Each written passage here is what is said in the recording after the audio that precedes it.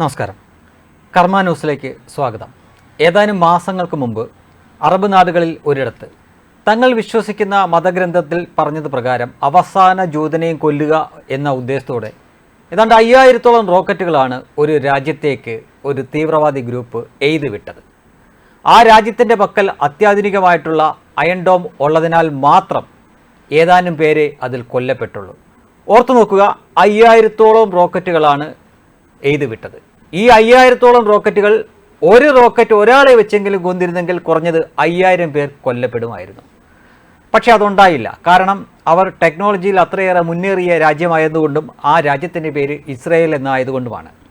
അതിനുശേഷം ആ രാജ്യത്തേക്ക് കടന്നു കയറിയവർ അവിടെ പാർട്ടികളിലും മറ്റും പാർട്ടിയൊക്കെ നടന്നുകൊണ്ടിരുന്നു. അവിടേക്കൊക്കെ ഇരച്ചു കയറുകയും കണ്ണിൽ കണ്ടവരെയൊക്കെ പിടിച്ചുകൊണ്ടുപോവുകയും നഗ്നരാക്കുകയും ബലാത്സംഗം ചെയ്യുകയും കൊല്ലുകയൊക്കെ ചെയ്തു. അതിൽ ഇസ്രായേലുകൾ മാത്രമല്ല, അങ്ങ് തായ്ലൻഡുകാരും മലേഷ്യക്കാരും അടക്കം ജർമ്മൻകാരും അടക്കമുള്ള വിവിധ രാജ്യങ്ങളിലുള്ള ആളുകളുണ്ടായിരുന്നു. തുടർന്ന് ഇസ്രായേൽ ഹമാസിന് നേരെ യുദ്ധം പ്രഖ്യാപിച്ചു. ഓർക്കുക, പാലസ്തീന് നേരെയല്ല. പാലസ്തീനിൽ വ്യവസ്ഥാപിതമായിട്ടുള്ളൊരു ഭരണകൂടമുണ്ട്, അതിനൊരു പ്രസിഡന്റുണ്ട്, അവർക്കൊരു സേനയുണ്ട്.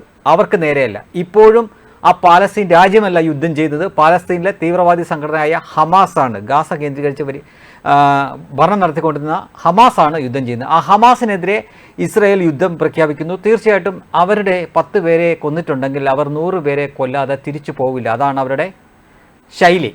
അവർ അതിഘോരമായ യുദ്ധം ആരംഭിക്കുന്നു. അതുമായിട്ട് ഒരു ബന്ധമില്ലാത്ത ഇന്ത്യ എന്ന മഹാരാജ്യം, ആ ഇന്ത്യ എന്ന മഹാരാജ്യത്തെ ഒരു കൊച്ചു സംസ്ഥാനം കേരളം, അവിടെ പല പാർട്ടികൾ ഈ യുദ്ധത്തിനെതിരെയല്ല ഇസ്രായേലിനെതിരെയാണ് അവർ സമരം പ്രഖ്യാപിക്കുന്നത്, ഐക്യദാർഢ്യം പ്രഖ്യാപിക്കുന്നത്. ആർക്ക് വേണ്ടിയിട്ട്? പലസ്തീന് വേണ്ടിയിട്ട്. പലസ്തീന് വേണ്ടിയിട്ട് എന്ന് പറയുന്നതാണ് യഥാർത്ഥത്തിൽ ഗാസയ്ക്ക് വേണ്ടിയിട്ട്, ഹമാസിന് വേണ്ടിയിട്ടും.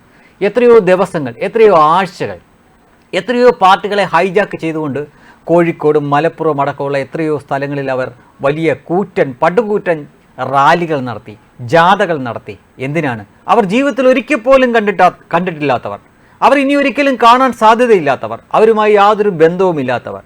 ഒരേ ഒരു കാരണം സ്വന്തം മതസ്ഥരാണ് എന്ന കാരണം മാത്രം. ഒരേ സമയം ലോകത്ത് 4 യുദ്ധങ്ങൾ നടക്കുന്നുണ്ട്. അറിയാമോ നിങ്ങൾക്ക്? 4 യുദ്ധങ്ങളാണ് ലോകത്ത് നടക്കുന്നത്. ഇസ്രയേലും ഹമാസും തമ്മിലുള്ളൊരു യുദ്ധം നമുക്കറിയാവുന്ന പോലെ തന്നെ. അതുപോലെ തന്നെ സൗദി സഖ്യസേനയും, ആ സഖ്യസേനയ്ക്കകത്ത് UAE വരെയുണ്ട്, അവരും യമനിലെ ഹൂതികളും തമ്മിലുള്ള ഒരു യുദ്ധം. മറ്റൊരിടത്ത് റഷ്യയും ഉക്രൈനും തമ്മിലുള്ള യുദ്ധം, മറ്റൊരിടത്ത് തുർക്കിയും അസർബൈജാനും തമ്മിലുള്ള യുദ്ധം. അങ്ങനെ 4 യുദ്ധങ്ങൾ ലോകത്ത് നടക്കുന്നുണ്ട്. പക്ഷേ ഒരേ ഒരു യുദ്ധത്തിനെ ഓർത്ത് മാത്രമേ ഇവിടെയുള്ള വർഗീയവാദികൾക്ക് വേവലാതിയുള്ളൂ, വേദനയുള്ളൂ. അത് പലസ്തീനിൽ കൊല്ലപ്പെടുന്നവരെ ഓർത്തിട്ടാണ്. അവരുടെ യാതൊരു ബന്ധുക്കളുമല്ല എന്നോർക്കുക. ജീവിതത്തിൽ ഒരിക്കൽ പോലും അവർ കണ്ടിട്ടില്ല, ഇനി കാണാനും പോകുന്നില്ല. പക്ഷേ അവരെ ഓർത്ത് അവർക്ക് വേദനയാണ്. എന്താ? തങ്ങളുടെ സ്വന്തം മതവിശ്വാസികളാണവർ. അതുകൊണ്ട് മാത്രമാണ് ആ ഭീകരവാദികളെ ഓർത്തിവർ നോവുന്നത്. എന്നാൽ ഈ ഇസ്രായേൽ പാലസ്തീനിലേക്ക് അല്ലെങ്കിൽ ഈ ഗാസയിലേക്ക് കടന്നു കയറി ആക്രമണം നടത്തുമ്പോൾ അതിൽ ഒരു ഇന്ത്യക്കാരൻ പോലും, ഒരു മലയാളി പോലും ഇതുവരെയും കൊല്ലപ്പെട്ടിട്ടില്ല.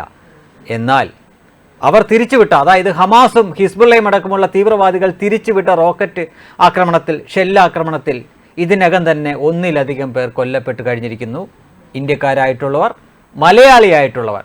പക്ഷേ എവിടെയെങ്കിലും BJP അല്ലെങ്കിൽ സംഘികളുമൊക്കെ ആദരാഞ്ജലികൾ പോസ്റ്റും മറ്റുമൊക്കെ ഇട്ടതല്ലാതെ ഏതെങ്കിലും ഒരു രാഷ്ട്രീയ പ്രസ്ഥാനം, കോൺഗ്രസോ കമ്മ്യൂണിസ്റ്റുകാരോ മുസ്ലിം ലീഗോ SDPIയോ തുടങ്ങിയ ആരെങ്കിലും ഒരു അനുശോചന പോസ്റ്റെങ്കിലും ഇടുന്നത് നിങ്ങൾ കണ്ടോ? കാണില്ല. എന്നാൽ ഈ കൊല്ലപ്പെട്ടവർ നോക്കുക, അവർക്കിവിടെ ബന്ധുക്കളുണ്ട്, അവർക്കിവിടെ മാതാപിതാക്കളുണ്ട്, ബന്ധുക്കളുണ്ട്, അവരുടെ സുഹൃത്തുക്കളായിട്ട് ഏറ്റവും കുറഞ്ഞ 100 പേരെങ്കിലും കാണും. അവർ സ്കൂളിൽ പഠിച്ചത്, കോളേജിൽ പഠിച്ചത്, അങ്ങനെ ഇവിടെ സമൂഹ ജീവിയായിട്ട് ജീവിച്ചിരുന്നവർ ഉപജീവനാർത്ഥം അവർക്ക് ഇസ്രയേലിലേക്ക് പോകേണ്ട വന്നാണ് അവിടെ വെച്ച് കൊല്ലപ്പെടുന്നു. ആരാൽ കൊല്ലപ്പെടുന്നു? ഹമാസാൽ, ഹിസ്ബുള്ളയാൽ കൊല്ലപ്പെടുന്നു. പക്ഷേ അവർക്ക് വേണ്ടിയിട്ട് ഒരു വാക്കുമിണ്ടാൻ, അവർ കൊല്ലപ്പെട്ടതാണ് എന്ന് പോലും പറയാൻ ഇവിടെയുള്ള രാഷ്ട്രീയ നേതാക്കൾക്ക് നട്ടെല്ലിനുറപ്പില്ല, ചങ്കുറപ്പില്ല. അങ്ങനെ അങ്ങേയറ്റം മതാന്തതയ്ക്ക് അടിപ്പെട്ട് വർഗീയവാദികളായിട്ട് ജീവിക്കുന്ന ഒരു പറ്റം ആളുകൾ ജീവിക്കുന്ന സ്ഥലം ലോകത്തെവിടെയാണ് എന്ന് ചോദിച്ചു കഴിഞ്ഞാൽ അത് കേരളമാണ്. സിറിയയും ഇറാഖിനെയൊന്നും ആ കൂട്ടത്തിൽ കൂട്ടാൻ പറ്റില്ല. കാരണം അവിടെ ഒരു കൂട്ടർക്ക് ഭൂരിപക്ഷമുള്ള സ്ഥലമാണ് അത്. അവരങ്ങനെ ആയില്ലെങ്കിലേ അത്ഭുതമുള്ളൂ. പക്ഷേ ഇവിടെ എങ്ങനെയല്ല, മതേതര സ്ഥലമാണെന്ന് പറയപ്പെടുന്ന ഈ കേരളത്തിൽ മതം നോക്കിയാണ് ആദരാഞ്ജലി അർപ്പിക്കുന്നത്, മതം നോക്കിയാണ് ഐക്യദാർഢ്യം പ്രഖ്യാപിക്കുന്നുവെങ്കിൽ ഇതാണ് ലോകത്തെ ഏറ്റവും കൂടിയ വർഗീയതയുള്ള സ്ഥലം നമ്മുടെ ഈ കേരളമാണ്. ഇന്ത്യയിൽ തന്നെ ഇതിനോട് താരതമ്യപ്പെടുത്താൻ പറ്റുന്ന ഒരു സ്ഥലവും ഇല്ല. കാശ്മീർ പോലും വരില്ല.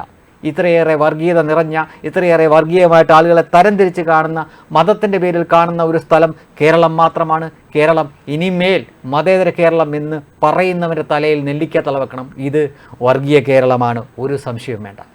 വെബ് ഡെസ്ക് കർമ്മ ന്യൂസ്.